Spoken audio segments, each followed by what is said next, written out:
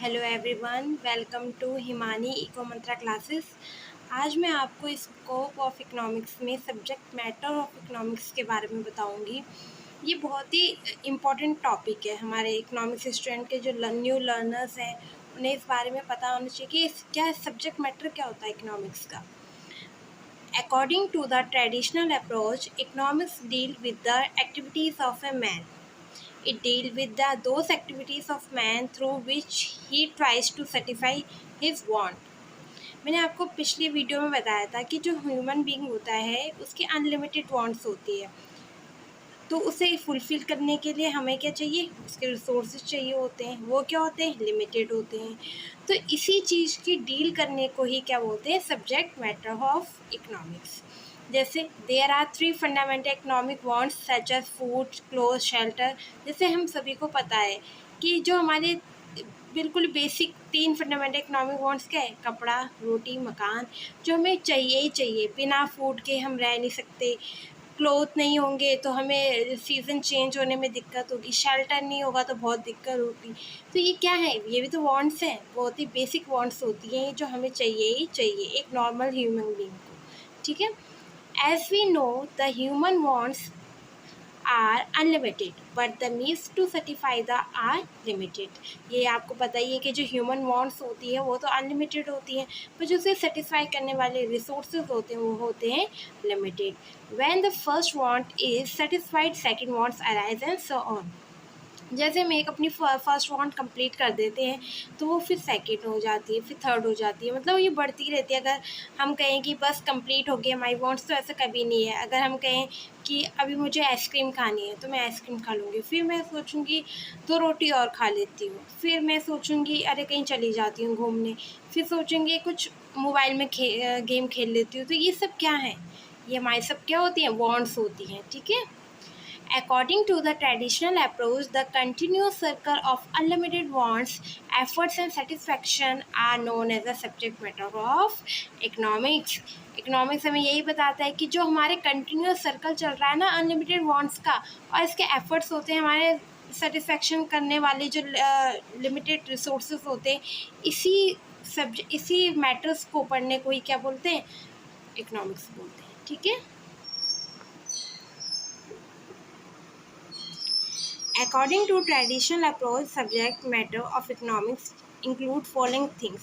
कुछ following things होती हैं जिन्हें ट्रेडिशनल अप्रोच में डाला गया है, जिसमें फर्स्ट है कंजम्पशन। कंजम्पशन में क्या है, consumption means the process of destroying the utility. In consumption, we try to analyze the demand of a consumer regarding goods and services to derive the maximum satisfaction. Thus, the law and the theory related to demand and consumer behavior are studying consumption. जैसे consumption मतलब होता है उपभोग। हम consumption कब करते हैं, जब हमें किसी चीज़ की वांट्स होती है। अब वांट्स जब हमारी कंप्लीट होती है तो उससे हमें यूटिलिटी मिलती है। जैसे मैंने आपको पिछले चैप्टर में बताया था कि यूटिलिटी ये वो होती है जब हम किसी चीज़ को कंजम्पशन कर लेते हैं किसी चीज़ का, तो उससे मिलने वाली संतुष्टि को यूटिलिटी कहते हैं। तो वही सब चीज़ क्या कहलाती है, consumption.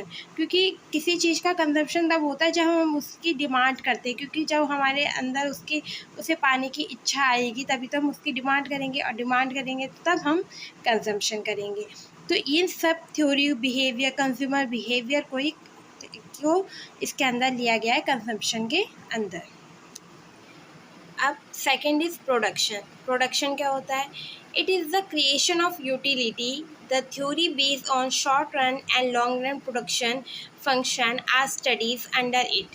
In production, we try to analyze the behavior of producer and how does a producer allocate his resources so as to get maximum profit out of his production. अब कोई भी चीज़ की हम वांट है, हमारे अंदर कोई इच्छा है, तो उस चीज़ को फुलफ़िल करने के लिए हमारे पास क्या होना चाहिए, हम क्या करते हैं, उसका कंजम्पशन करते हैं। तो कंजम्पशन करने के लिए उसके लिए क्या करना पड़ता है, प्रोडक्शन करना पड़ेगा। एक ह्यूमन बीइंग को उस चीज़ के लिए क्या करना, अगर हमें ब्रेड खाना है, हमारी उससे हमें मिलती है यूटिलिटी, उसका अगर हमें कंजम्पशन करना है तो पहले उसका प्रोडक्शन होगा, तब जाके हम कंजम्पशन कर पाएंगे। तो बहुत ही मोस्ट इम्पॉर्टेंट पार्ट होता है प्रोडक्शन का, क्योंकि जब किसी चीज़ का प्रोडक्शन होगा तभी तो आप उसका कंजम्पशन करेंगे।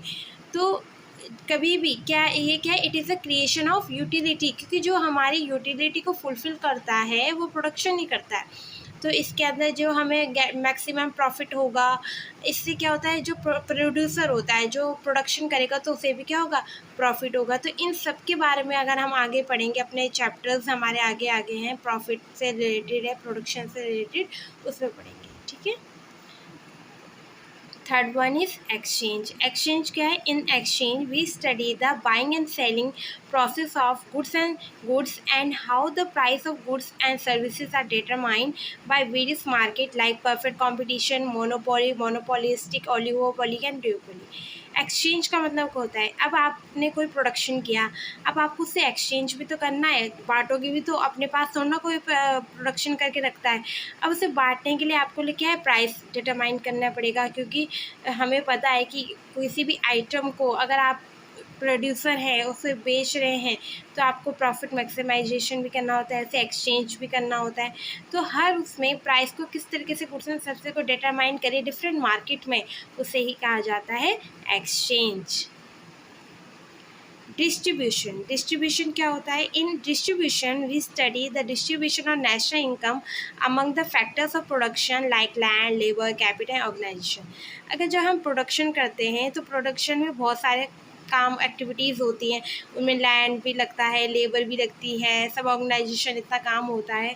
तो उनमें जो हमारी नेशनल इनकम लगी हुई रहती है तो उसे डिस्ट्रीब्यूट भी करना होता है डिफरेंट को, तो उसी सर्कल को कहा जाता है distribution. In distribution we study the distribution of national income among the factors of production like land, labour, capital and organisation, ठीक है। And last one is public finance. Public finance क्या होता है? Public finance related to get to the government income and expenditure. जो भी government की income हो रही है या एक्सपेंडिचर होता है उसे क्या कहा जाता है? Public finance. In public finance we study the different source of income of the government and how does the government spend income. कि पब्लिक फाइनेंस में हम क्या स्टडी करते हैं कि जो गवर्नमेंट को इनकम हो रही है वो कहाँ से हो रही है, और अगर गवर्नमेंट कहीं स्पेंड कर रहा है तो कहाँ कर रहा है, कितना कर रहा है। तो ये सब किससे रिलेटेड होता है? पब्लिक फाइनेंस से, ठीक है। क्योंकि हम सब्जेक्ट मैटर में इकोनॉमिक्स में क्या लेते हैं, इकोनॉमिक एक्टिविटीज़ को लेते हैं। तो इकोनॉमिक एक्टिविटीज़ का मतलब होता है कि जो प्रॉफिट अर्न करे हुए, जिसमें हम पैसे का लेन देन करते हैं। अगर एक टीचर है, जो टीचर अगर स्कूल में पढ़ा रहा है तो वो एक इकोनॉमिक एक्टिविटीज़ होती है। तो इकोनॉमिक एक्टिविटीज़ क्या मैटर करती है? Subject matter of economics. But एक टीचर अपने घर में अपने बच्चों को पढ़ा रहा है, उसका प्रॉफिट पैसे कमाना नहीं है, तो वो आपका इकोनॉमिक एक्टिविटीज़ में नहीं आएगा। तो दिस इज़ वेरी सिंपल कि सब्जेक्ट मैटर में वो चीज़ें आती हैं जो आपकी इकोनॉमिक एक्टिविटीज़ से रिलेटेड होती हैं, ठीक है। Okay, thank you so much.